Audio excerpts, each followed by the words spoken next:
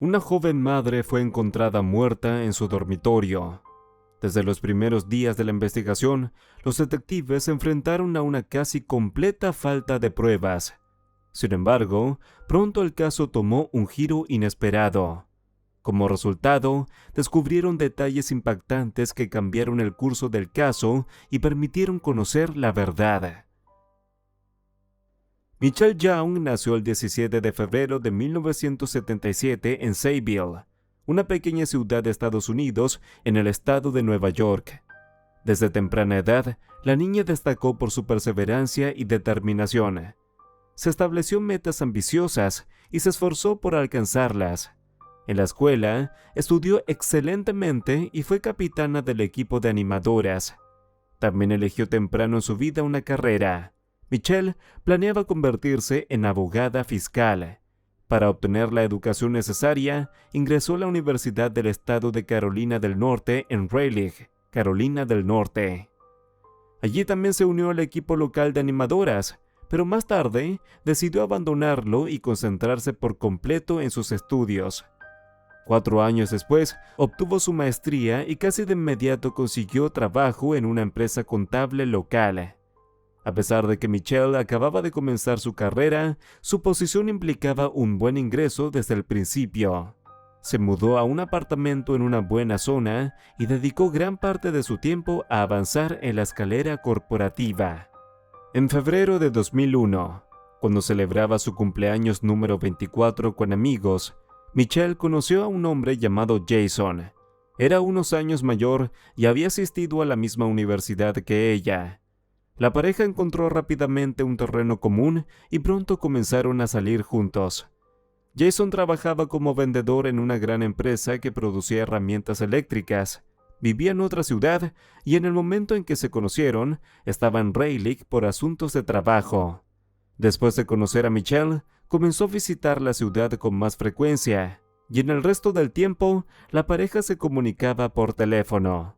Más tarde, se mudó definitivamente a esa ciudad y después de un tiempo, Michelle y él comenzaron a vivir juntos. 2 años después, la joven quedó embarazada y en agosto de 2003, la pareja decidió casarse. El 29 de marzo de 2004, nació su hija, Cassidy, y la familia se mudó a una casa grande en una zona prestigiosa en las afueras de la ciudad. Aproximadamente al mismo tiempo, la hermana de Michelle, Meredith, se mudó a Raleigh y ayudaba regularmente a la familia a cuidar de la niña. 2 años después, Michelle volvió a quedar embarazada y ella y su esposo decidieron ir a visitar a los padres de Jason para celebrar la noticia. Vivían en una ciudad llamada Brevard, a 400 kilómetros de su casa. Desafortunadamente, en lugar de una celebración, el viaje se convirtió en una tragedia. El día en que la pareja planeaba regresar a Raleigh, Jason y Michelle sufrieron un grave accidente de tráfico que provocó la interrupción del embarazo de Michelle. La familia quedó devastada por esta noticia, pero 2 meses después, Michelle quedó embarazada de nuevo. Con el tiempo, la pareja descubrió que iban a tener un niño y esperaban con ansias su llegada. El 2 de noviembre de 2006, Jason se fue a otra ciudad por trabajo. Como agente de ventas, viajaba regularmente por todo el país para reuniones de negocios y negociaciones. Esta vez, tenía que ir a la ciudad llamada Clintwood, que estaba a unos 490 kilómetros de distancia. Ese día, Michelle invitó a su amiga Shirley a visitarla. Las mujeres estuvieron charlando hasta la noche, momento en que la amiga se fue a casa. A la mañana siguiente, Jason llamó a la hermana de su esposa, Meredith, y le dijo que antes de partir a la otra ciudad, había encontrado en una tienda en línea unas bolsas de diseño para mujeres con un buen descuento, y quería pedir una para Michelle, como regalo en su tercer aniversario. Después de su partida, se dio cuenta de que había impreso algunas páginas con estas bolsas y las había dejado en su escritorio en casa. Jason no quería que su esposa las viera y descubriera su regalo, así que le pidió a su cuñada que fuera a su casa y las recogiera. Meredith aceptó y llegó a su casa alrededor de las 1 p.m. En ese momento, no tenía las llaves consigo y Michelle debía estar en el trabajo, pero sabía que la puerta del garaje estaba rota y podía levantarse fácilmente con las manos. Así lo hizo, pero notó algo extraño de inmediato. El automóvil de su hermana estaba allí. Al pensar que no había ido a trabajar, Meredith entró en la casa. Al llegar a la cocina, vio la bolsa de Michelle en el suelo. Llamó a su hermana por su nombre, pero no hubo respuesta. En cambio, escuchó los ladridos de su perro, lo cual también fue extraño, ya que cuando Jason y Michelle salían de casa, siempre soltaban al perro en el patio trasero.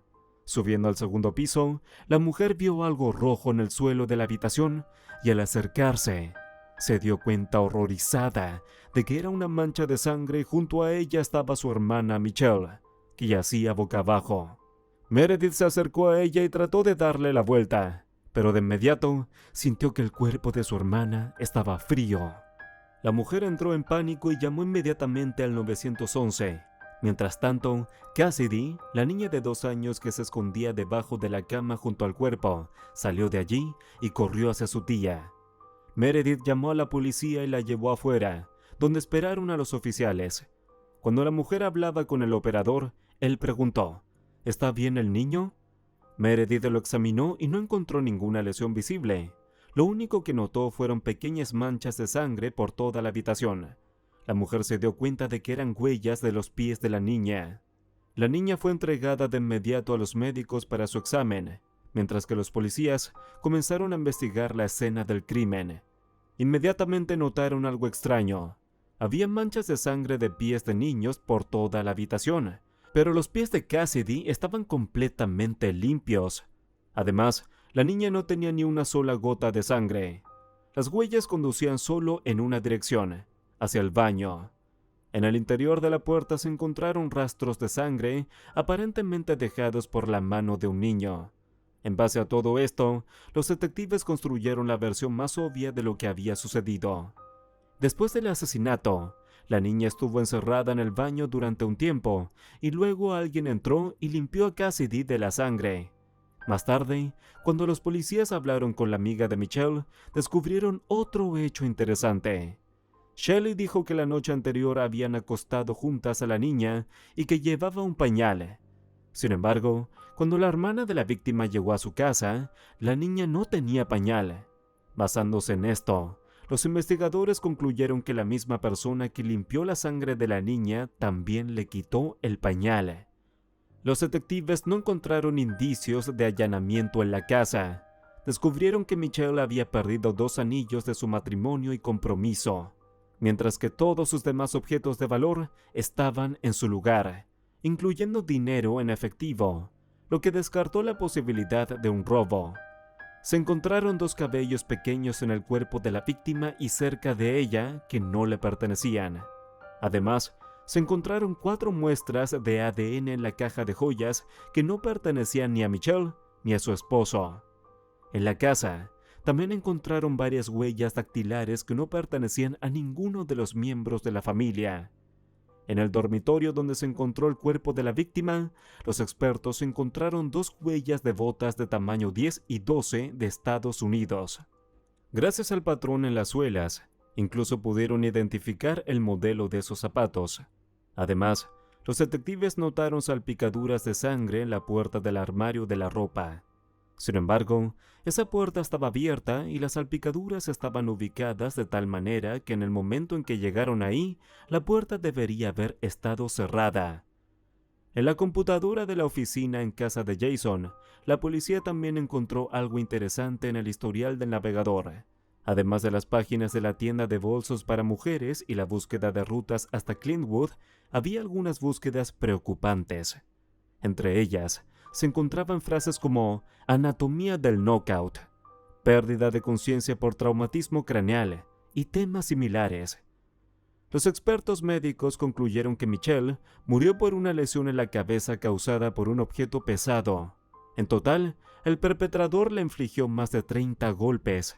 En el momento de su muerte, la mujer estaba en su 5º mes de embarazo y su hijo también falleció en el ataque. No fue posible determinar la hora exacta de la muerte de Michelle. Los expertos solo supusieron que probablemente ocurrió entre las 5 y las 6 de la mañana. Tanta crueldad indicaba que el perpetrador podría haber conocido a la víctima y sentir una fuerte antipatía hacia ella. Como suele suceder, los detectives primero se fijaron en el esposo de Michelle. Hablaron con sus amigos y familiares, quienes contaron muchas cosas interesantes. Su matrimonio era muy problemático. Jason y Michelle discutían a menudo por problemas cotidianos. Además, al principio, el hombre no estaba contento de que su esposa se embarazara de su primer hijo. Le pidió que abortara, pero la mujer se negó. Cuando Michelle quedó embarazada después de un accidente en el que estuvieron involucrados, Jason tampoco estaba particularmente feliz al respecto. Todo parecía indicar que la pareja podría divorciarse en un futuro cercano. Meredith también dijo a la policía que la solicitud de Jason de recoger las impresiones de las bolsas le pareció extraña desde el principio. Además, habían pasado más de 3 semanas desde su aniversario. Sin embargo, una evidencia obvia contradecía las versiones que acusaba al marido. En el momento del asesinato, se encontraba en otra ciudad a 490 kilómetros de distancia. Después de que la hermana de la víctima encontró su cuerpo y llamó a la policía, también informó a sus familiares sobre lo sucedido. La madre de Michelle llamó a los padres de Jason, quien en ese momento se dirigía hacia ellos desde Clintwood. Decidió visitar a sus padres antes de irse a casa y al llegar, ellos le contaron lo sucedido. Jason quedó choqueado con la noticia y de inmediato se fue a Rayleigh con otros familiares. Durante el viaje, un amigo llamó a Jason y le contó que la policía estaba haciendo muchas preguntas sobre él, así que Jason tomó una decisión muy extraña. Dijo que no iba a hablar con la policía y quería contratar a un abogado, lo que solo aumentó las sospechas de los investigadores, pero al mismo tiempo les dio una nueva pista. Shelley, quien estaba visitando a la víctima un día antes del asesinato, le contó algo interesante a la policía. Michelle le había dicho que últimamente sentía que alguien la estaba vigilando constantemente. Shelley también sintió que alguien las estaba observando a través de la ventana esa noche e incluso le pidió a su amiga que la acompañara a su auto, ya que tenía un poco de miedo de salir sola de la casa. Los detectives intentaron encontrar alguna evidencia relacionada con la posible vigilancia, pero al mismo tiempo continuaron investigando la posible implicación de Jason. El hombre salió de su casa en su automóvil el 2 de noviembre en la tarde y considerando que había unas 6 horas de viaje hasta Clintwood, Jason decidió detenerse y pasar la noche en el Hotel Hampton, que se encuentra aproximadamente en el medio de la ruta. Los detectives solicitaron las grabaciones de las cámaras de vigilancia de ese hotel y vieron cómo Jason se registró a las 20:54. 2 minutos después, usó su tarjeta clave para ingresar a la habitación y desde entonces la tarjeta no se usó más. A la mañana siguiente, aproximadamente a las 7:40, llamó a su madre. La señal pasó a través de una torre de telefonía celular ubicada cerca de la ciudad de Whiteville, que estaba en la ruta desde el hotel hasta Clintwood, donde debía tener su reunión de negocios. Los policías también descubrieron que la reunión estaba programada para las 10, pero Jason llegó 30 minutos tarde. Cuando Jason regresó a casa con sus familiares, los policías confiscaron su Ford Explorer blanco. Los forenses no encontraron ningún rastro de sangre u otras pruebas en él. También inspeccionaron la habitación del hotel en la que se hospedó el hombre, pero no encontraron nada. Lo mismo se aplicó a toda la ropa y pertenencias de Jason. Es notable que en su automóvil encontraron zapatos de talla 12 del mismo modelo cuya huella se encontró en la casa, pero con un patrón diferente en la suela. Con una orden judicial, se tomaron muestras de ADN del hombre y no coincidieron con los 2 cabellos encontrados en el cuerpo de la víctima.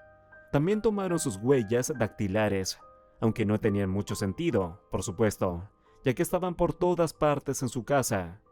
Los expertos solo pudieron determinar que ninguna de las huellas encontradas contenían rastros de sangre. Por lo tanto, la policía no pudo encontrar ninguna pista que pudiera relacionar a Jason con este asesinato. Él mismo no habló con la policía y usó los servicios de un abogado. Otro hecho indirectamente habló a favor de su inocencia. Durante el registro del automóvil de Jason, la policía encontró un recibo de hotel y una edición reciente del periódico. Un empleado de Hampton dijo que los deslizó debajo de la puerta de su habitación en algún momento entre las 3 y las 5 a.m. Esto significaba que el hombre definitivamente estaba en el hotel esa mañana. Al final, la situación resultó bastante complicada.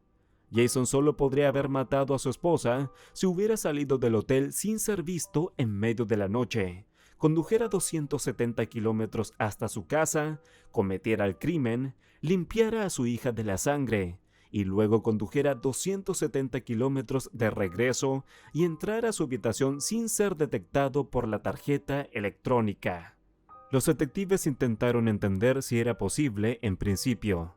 Entrevistaron a los empleados del hotel y encontraron un detalle interesante.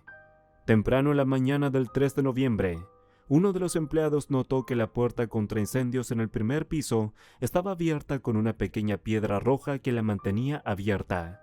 El empleado se sorprendió porque esta puerta siempre estaba cerrada desde las 11 p.m. hasta las 6 a.m. Sacó la piedra y cerró la puerta.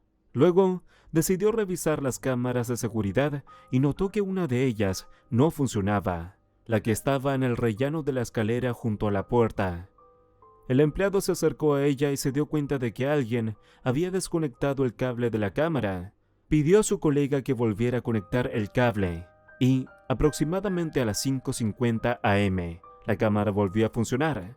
Según los registros, los detectives determinaron que la cámara fue desconectada a las 11:19 p.m. Luego, algo curioso sucedió a las 6:35 a.m. Menos de una hora después de que la cámara fuera reconectada, de repente se enfocó en el techo. Teniendo en cuenta que no había ningún mecanismo automático para cambiar su posición, solo quedaba una opción. Alguien la giró manualmente para que no mirara hacia el pasillo. La dirección del hotel afirmó que nunca antes se había apagado la cámara y que la única vez que alguien la giró hacia el techo fue hace varios años antes. En ese momento, uno de los huéspedes quería salir del hotel discretamente. Para los detectives, esto fue una prueba contundente de que Jason podría haber salido del hotel y conducido a casa y luego regresar. La idea de la puerta y la cámara era evidente. Las puertas contra incendios del hotel están diseñadas de tal manera que solo se pueden abrir desde el interior de la habitación. Jason podría haber utilizado precisamente esta puerta para no salir del hotel a través de la entrada principal, ya que, en ese caso, los empleados y otras cámaras lo habrían visto. Los investigadores entrevistaron a todos los vecinos de Michelle y también encontraron pistas interesantes aquí. En la noche del asesinato, alrededor de las 4 a.m., una mujer estaba repartiendo periódicos frescos en su área y vio un SUV blanco cerca de la casa de Michelle, pero no pudo recordar el modelo. La vecina salió a trabajar alrededor de las 5:20 a.m. y también vio el SUV blanco cerca de la casa de Jason y Michelle. Al pasar, vio a un hombre al volante, pero no pudo distinguirlo claramente. Pero lo que fue aún más interesante es que había una mujer sentada junto a él en el asiento del pasajero. La vecina sintió que estaba tratando de esconder su rostro de ella. El tercer testigo pasó por su casa alrededor de las 6:15 a.m. y también vio el SUV blanco allí, pero no había nadie adentro. Los detectives creían que este automóvil pertenecía a Jason, pero para ellos fue una completa sorpresa que hubiera una mujer con él en el automóvil. Los intentos de establecer su identidad no tuvieron éxito. Sin embargo, en el proceso, los investigadores descubrieron que el hombre estaba engañando a su esposa con su amiga desde la universidad. La mujer vivía en Florida y Jason solía viajar allí bajo el pretexto de viajes de negocios. Los detectives también descubrieron que el día antes del asesinato de Michelle, los amantes se llamaron unas 50 veces, pero el contenido de sus conversaciones era desconocido. A pesar de todo esto, la policía todavía no tenía ninguna evidencia que pudiera vincular a Jason con el asesinato. Él seguía negándose a hablar con la policía sin su abogado, pero incluso, en presencia de su abogado, el hombre no respondió a sus preguntas. Los detectives continuaron trabajando activamente en este caso y, en última instancia, La investigación se prolongó durante muchos meses. Estaban casi seguros de que Jason había cometido este asesinato, pero sin pruebas contundentes, no se apresuraron a arrestarlo. Esto ocurrió solo el 14 de diciembre de 2009, 3 años después del asesinato. Los investigadores se dieron cuenta de que no podrían encontrar nuevas pruebas, por lo que recopilaron todo lo que tenían y lo acusaron de asesinato. El juicio comenzó 2 años después, en junio de 2011. La parte acusadora insistió en que Jason había planeado el asesinato de su esposa de antemano porque no quería perder parte de su patrimonio en el divorcio. Según su versión, decidió quedarse en ese hotel desde el principio porque le permitiría regresar a casa para cometer el asesinato y regresar. En el juicio, también testificaron las exnovias de Jason. Una de ellas contó que él le propuso matrimonio y le regaló un anillo, pero luego, durante una pelea, él le agarró la mano y se lo arrancó del dedo.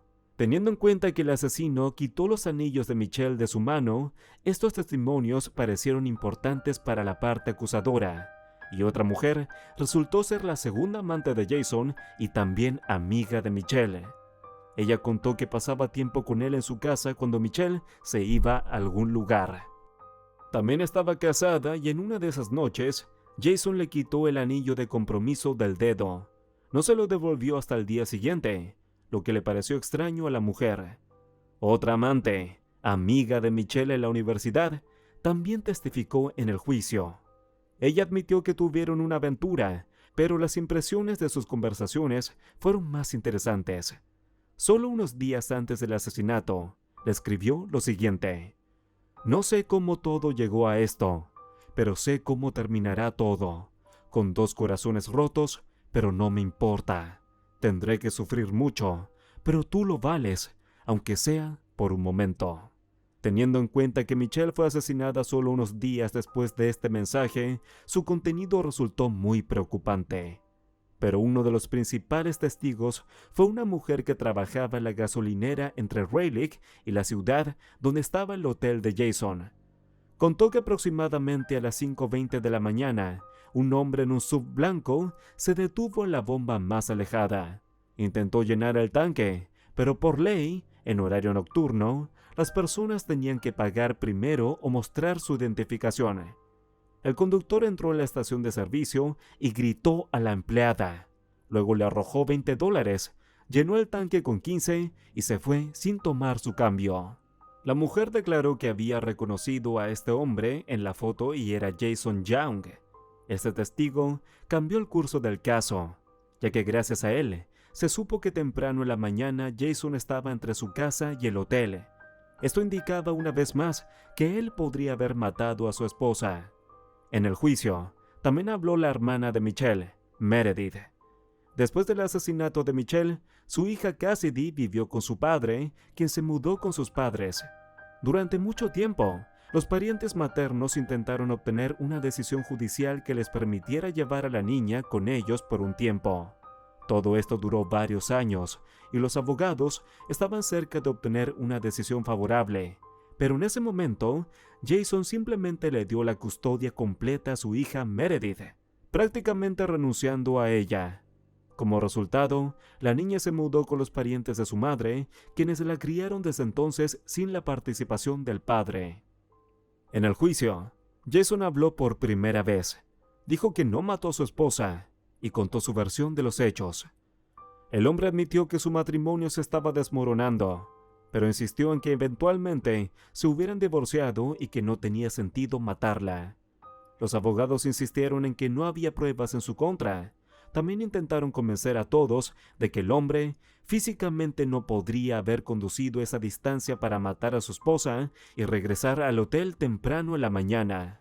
Como argumento, intentaron calcular el consumo promedio de combustible de su automóvil y compararlo con datos sobre con qué frecuencia el hombre repostaba gasolina. Según los abogados, no tenía suficiente combustible para recorrer toda esta distancia. Sin embargo, verificar esta versión no fue posible. Aún así, el jurado no pudo llegar a un acuerdo. Como resultado, el juez tuvo que declarar el juicio nulo y programar uno nuevo para el próximo año. Además de todo esto, ocurrió algo importante. Los parientes de Michelle estaban seguros de que fue Jason quien la mató, por lo que decidieron presentar una demanda civil contra él. A diferencia del juicio penal, el nivel requerido de evidencia para tales demandas es menor y el juez no puede condenar a alguien a prisión. Jason ignoró completamente esta demanda y decidió no participar en el proceso, lo que no le favoreció. Después de examinar todas las pruebas disponibles, el juez llegó a la conclusión de que él fue quien mató a su esposa y se obligó a Jason a pagar $15 millones a los familiares de la fallecida. En el nuevo juicio que comenzó en 2012, se permitió que la parte acusadora utilizara la decisión del caso civil como argumento a favor de la culpabilidad del sospechoso. Además, descubrieron algo más durante la preparación del caso. Resulta que un año antes del asesinato, Jason compró zapatos con el mismo patrón, cuya huella ensangrentada se encontró en la habitación de Michelle, pero no pudieron encontrar esos zapatos. Estos factores adicionales solo fortalecieron el caso contra Jason y, en esta ocasión, los jurados lo declararon culpable de asesinato. Fue condenado a cadena perpetua sin posibilidad de libertad condicional. Sus abogados intentaron impugnar esta decisión y siguen presentando apelaciones hasta el día de hoy, pero todas han sido rechazadas. Este caso fue ampliamente cubierto por los medios y su final provocó intensas discusiones. Por un lado, durante todos estos años, no pudieron encontrar ninguna evidencia física que lo vinculara con el asesinato. Por otro lado, una gran cantidad de pruebas circunstanciales indicaban que el hombre había preparado una coartada casi perfecta. Si no hubiera parado en la gasolinera esa mañana y no hubiera causado un escándalo con el cajero, ella podría no haber recordado su cara. En ese caso, este caso podría haber permanecido sin resolver hasta el día de hoy. En cuanto a la mujer que la vecina vio en el asiento del pasajero de su automóvil esa noche, todo es muy ambiguo. No hay ninguna otra evidencia que sugiera la participación de otras personas en este delito. Cabellos y ADN de extraños en la casa no lo garantizaban, ya que podrían haber sido dejados por algún invitado mucho antes del asesinato. Sin embargo, la parte acusadora no descartó al 100% que alguien pudiera estar ayudando a Jason, pero este hecho sigue siendo un misterio. Comparte tu opinión sobre esta historia en los comentarios y no olvides darle me gusta si te gustó el video. Gracias por ver.